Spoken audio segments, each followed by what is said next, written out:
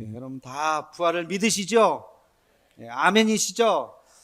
그런데 아직까지 부활을 믿지 못하는 분들이 생각보다 굉장히 많습니다. 부활을 어떻게 믿느냐고 오히려 반문을 해요. 부활을 증명할 수 있냐는 거예요. 한때는 저도 그랬던 적이 있었으니까요. 이해도 됩니다. 부활을 어떻게 증명할 수 있을까? 우리는 그냥 부활이 믿어지는데 여전히 부활을 믿지 못하는 사람들이 굉장히 많다는 거예요. 여러분, 그런데 부활이 만약에 거짓이라면, 새빨간 거짓말이라면, 누군가에 의해서 지어낸 얘기라면, 그 부활의 거짓말이 2000년 동안 수많은 사람들이 그 부활을 증언하기 위해서 자기의 목숨까지도 던지는 그런 일들이 2000년 동안 있을 수 있었을까? 그 중에 누군가 한 명이라도 초기에 양심선언이라도 했던지 간에 그랬으면 이거 한 번에 다 무너지는 거잖아요. 그럼에도 불구하고 이 단 누구도 안 믿으면 안 믿었지, 자기가 부활은 거짓말이야 라고 말하는 사람이 없었다는 거예요. 부활을 믿지 않는 사람들의 이야기는 아주 단순합니다. 첫째는 일어날 수 없는 일이라는 거예요. 사람이 죽었는데 어떻게 다시 사냐는 거예요.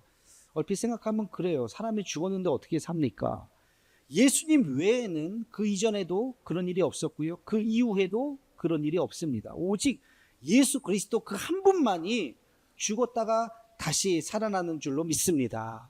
여러분, 이것을 우리가 믿는 거예요. 그러니까 그 이전에 당연히 없었죠.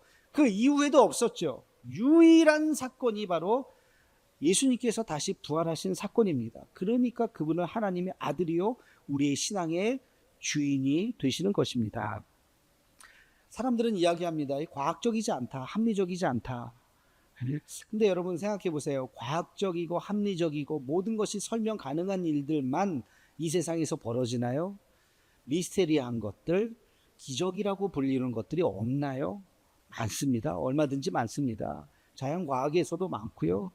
인체 안에서도, 의학에서도 많고요. 우리 삶 속에서도 해석할 수 없는 일들, 그런 일들이 여전히 벌어지고 과학의 영역 바깥에서 과학이 설명할 수 없는 것들이 생각보다 굉장히 많아요. 인간의 그 이성이라고 하는 것이 설명할 수 없는 부분들이 얼마나 많이 지금도 벌어지고 있는지 몰라요. 그러니까 내가 이해할 수 없다고 해서 부활이 없다라고 말하는 것은 굉장히 어리석은 것이죠. 구체적으로 이야기하면 예수님의 시체가 없어진 것에 대해서 이렇게 이야기합니다. 예수님의 시체가 없어진 것은 그것은 로마 병사가 가져갔거나 제자들이 그 시체를 훔쳐서 없어졌을 거야 라고 이야기를 해요. 여러분 가만히 생각해 보세요. 이 두 가지 경우가 다 말이 되는지. 로마 당국의 입장에서 보면 예수님의 시체가 없어지면 안 돼요. 그러면 사람들이 무슨 이야기를 지어낼지 몰라요. 분명히 죽은 시체가 있어야 돼요. 왜? 예수님께서 살아계실 때 내가 다시 부활할 것이다 라고 이야기했고 그것을 기억하는 사람들이 있었기 때문에 예수님의 시체가 없어지면 안 돼요. 그러니까 로마의 병사들이 그 무덤을 꽉 지키고 있었잖아요. 또 제자들이 그 시체를 가지고 왔다고요?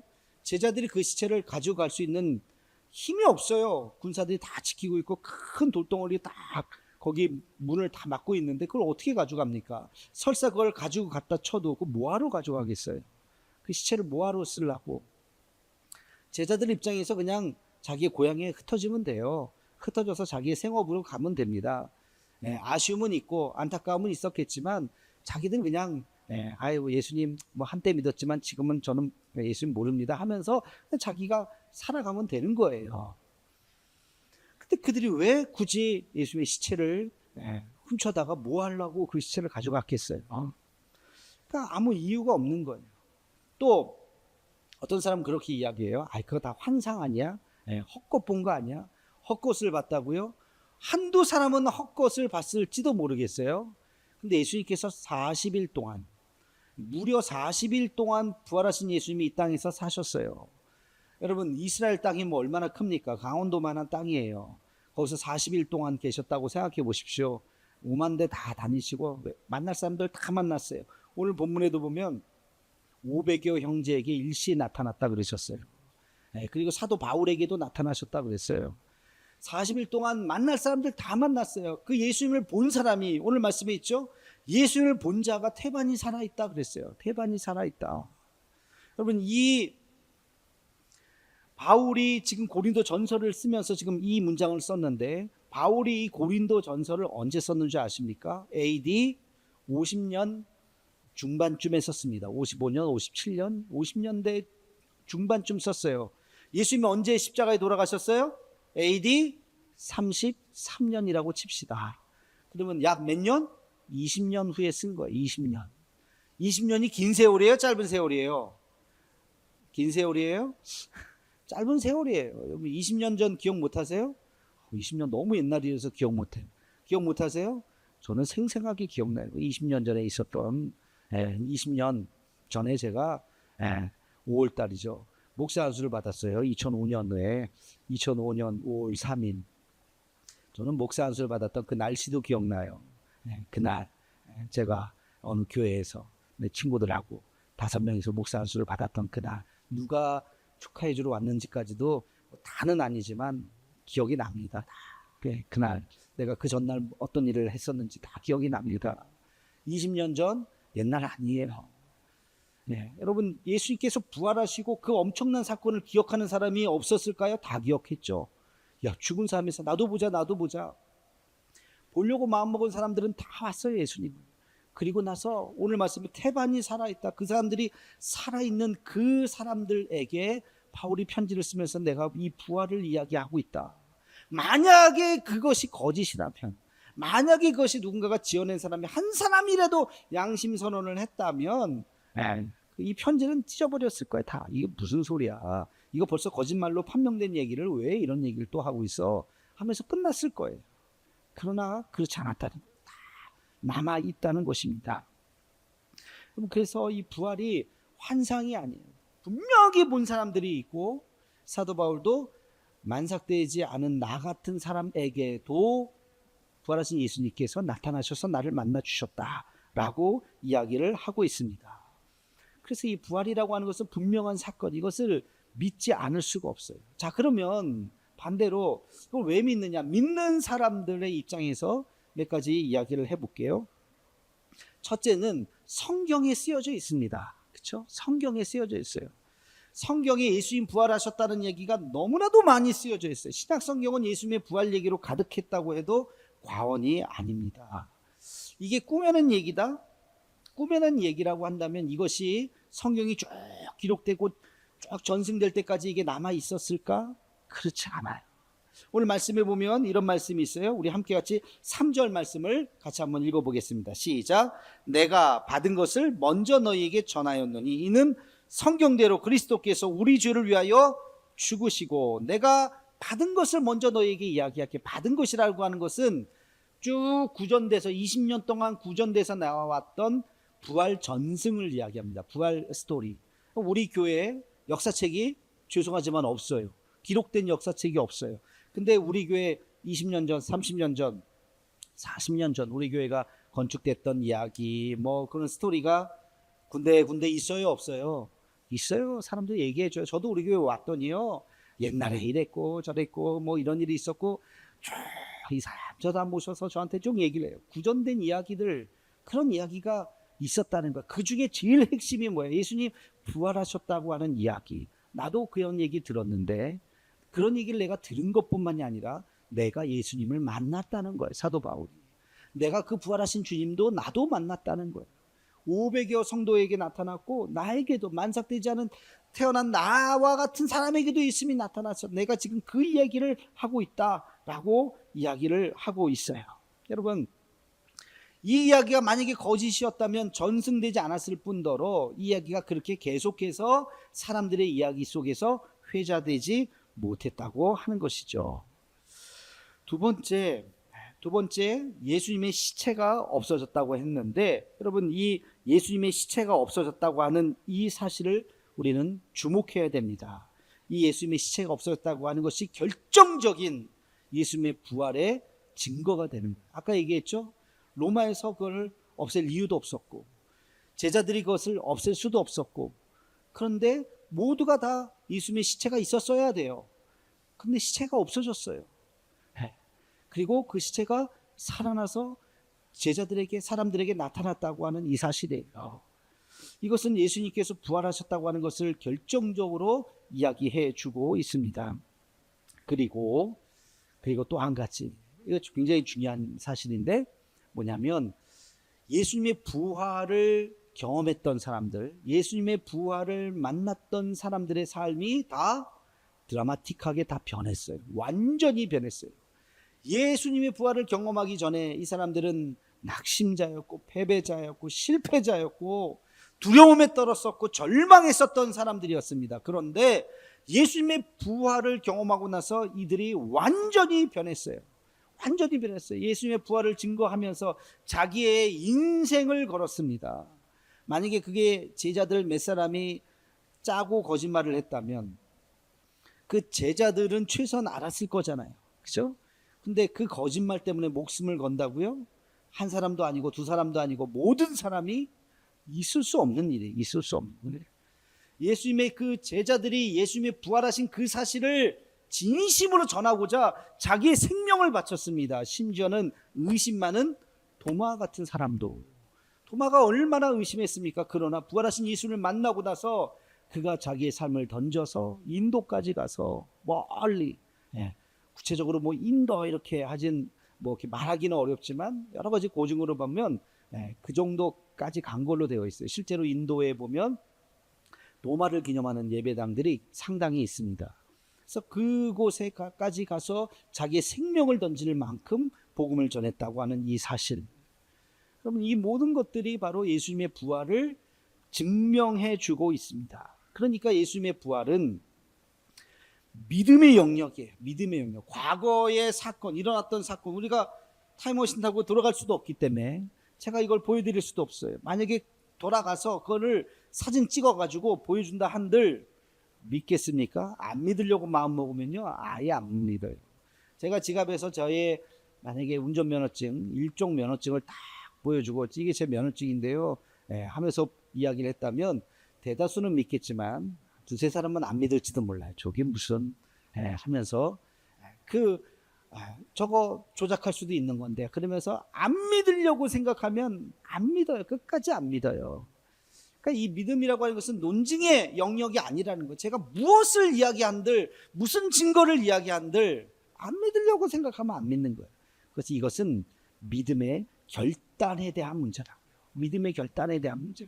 믿기로 마음 먹으면 믿어져요. 안 믿는 게 신기해. 저는 다시 한번 이 부활에 대해서 다시 한번 저도 이렇게 생각을 하고 또 연구도 하고 그러면서 부활을 안 믿는 게 신기하다. 어떻게 안 믿지? 부활을 어떻게 안 믿을 수 있지? 어떤 사람들은 부활을 믿는 게 신기하겠죠. 그걸 어떻게 믿지? 근데 제 입장에서는 부활을 안 믿는 게 신기한 거예요. 어떻게 안 믿어? 이것은 믿음의 영역이기 때문에 그렇습니다. 한번 믿으면 믿어지는 거예요. 믿어지는 거. 저도 안 믿었던 적이 있었어요. 안 믿었던 적에 제가 가만히 생각해 봤더니 안 믿었던 그 시절에 정말로 그 사람들하고 막 부활 논쟁을 하는 걸 들으면 그 부활을 어떻게 그걸 믿을 수 있나? 사람이 죽었다가 어떻게 살아날 수 있나? 그거 하나만 생각하는 거 그건 있을 수 없는 일이지. 근데 지금과 같이 제가 말씀드린 것처럼 가만히 생각해 보면 여러분 이 부활이 정말 없었다면 이런 엄청난 이 파급 효과가 2000년이 지난 지금까지도 있을 수가 있을까? 이건 불가능한 일이라는 것입니다. 부활의 주님을 믿는 우리 모두가 되기를 주의 이름으로 축원합니다. 여기서 중요한 것이 있어요. 부활을 믿었던 사람들이 변했다는 거예요. 부활을 믿었던 사람들이 놀라운 변화가 일어났다는 것입니다. 여러분 부활을 믿으셨다면 여러분들 삶 속에서도 변화가 일어나기를 주의 이름으로 축원합니다. 부활은 변화예요. 변화. 예수님 자신도 부활하신 주님이 옛날 그 육체가 아니라 새로운 육체로 변화되셨어요. 부활을 우리가 믿는다면 우리도 새로운 존재로 변화되어야 하는 것입니다. 첫째는 부활을 믿는다면 사망을 이기는 것이에요. 죽음을 뛰어넘는 거예요. 죽음이 끝이 아니라고 생각하는 것이에요. 부활을 믿지 않는다면 이 세계가 끝이겠죠. 죽으면 난 몰라. 죽으면 어떻게 되겠지 뭐. 난 지금 이 세상이 중요한 거야. 이 세상에 잘 사는 게 중요한 거야. 성공하는 게 중요한 거야. 돈 많이 버는 게 중요한 거야. 내 자식 잘 되는 게 중요한 거야. 그렇게 생각하겠죠. 이 세상만을 생각하면서 살아갑니다. 그런데 부활을 믿는 사람은 죽음 너머의 세계가 있다고? 이 세계가 끝이 아니라고? 이 세계 아무리 잘 살아봤자 100년입니다. 이제 몇 년 안 남으셨어요, 여러분. 근데 영원한 삶이 있다고? 거기는 몇 년 사는데? 50년? 100년? 아니요. 1000년? 아니요. 영원히 살아요, 영원히. 죽지 않는다고요. 야, 그런 삶이 있다고? 그거를 부활한 사람들은 체험했다는 거예요. 그러니까 이 세상을 살아가는데 당당한 거예요. 이 세상을 살아가는데 두려워하지 않는 거예요. 움츠러들지 않는 거예요. 돈이 최고라고 생각하는 것도 아니에요. 돈 중요하지만 더 큰 것이 있어. 더 소중한 것이 있어. 더 큰 가치가 있어. 라고 생각하면서 더 먼 곳을 바라보면서 살아가는 사람으로 변했다는 것입니다. 그들의 삶이 완전히 달라졌어요. 죽음을 초월해요. 두려움을 초월해요. 이제 사람 앞에 나서는 것을 두려워하지 않아요. 예전에는 굉장히 무서워했다면 이제 무서워하지 않아요. 여러분, 복음서에 나오는 베드로와 사도행전에 나오는 베드로는 똑같은 베드로지만 완전히 다른 사람입니다. 복음서에 나오는 베드로는 아주 인간적인, 아주 자기만 아는, 그리고 두려움에 있었던, 그러니까 여종이 당신도 그 사람이죠? 따라갔던 사람이죠? 아니라고 하면서 도망갔었던 나약한 베드로. 그러나 사도행전에 나오는 베드로는 그렇지 않습니다. 예수님을 증거하는, 자기의 생명을 내놓는 그런 사람으로 변했던 베드로. 어떻게? 부활하신 주님을 만났기 때문에 그렇습니다. 다시 한번 질문합니다. 부활하신 주님을 믿으십니까? 그러면 새로운 존재가 되시기를 주의 이름으로 축원합니다. 죽음을 넘어서서 두려워하지 말고 어떤 어려움에도 우리는 이길 수 있는 능력이 있습니다. 그 믿음으로 살아가시기를 주의 이름으로 축원합니다. 한 가지 더, 우리가 부활을 믿는 사람들이라면 우리에게 하나님께서 말씀하신 명령이 있어요. 그 명령을 따르기 위해서, 그 명령을 우리가 순종하기 위해서 살아가야 한다는 것입니다. 부활을 목격한 자들에게 예수님께서 공통적으로 하셨던 말씀이 사복음서에 다 기록되어 있어요. 먼저 마태복음 버전을 볼까요? 마태복음 28장 19절에서 20절 말씀입니다. 시작. 그러므로 너희는 가서 모든 민족을 제자로 삼아 아버지와 아들과 성령의 이름으로 세례를 베풀고 내가 너희에게 분부한 모든 것을 가르쳐 지키게 하라.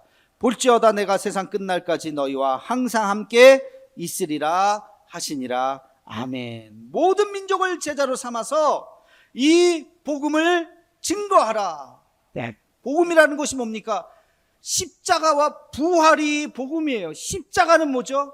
우리 모든 죄를 위해서 예수님께서 대신 우리의 죄를 사하시기 위해서 십자가의 그 보혈을 흘려주시면서 죽으셨던 그 사실, 예수님을 믿으면 우리의 죄는 다 사함받고 영생을 얻을 수 있다고 하는 이 십자가의 복음, 부활은 뭡니까? 우리에게 영원한 생명이 있다는 것입니다. 죽지 않고 죽음 너머에 하나님께서 계시는 그곳, 저 하늘나라 천국이 있다고 하는 것을 믿는 사건이 바로 부활이죠.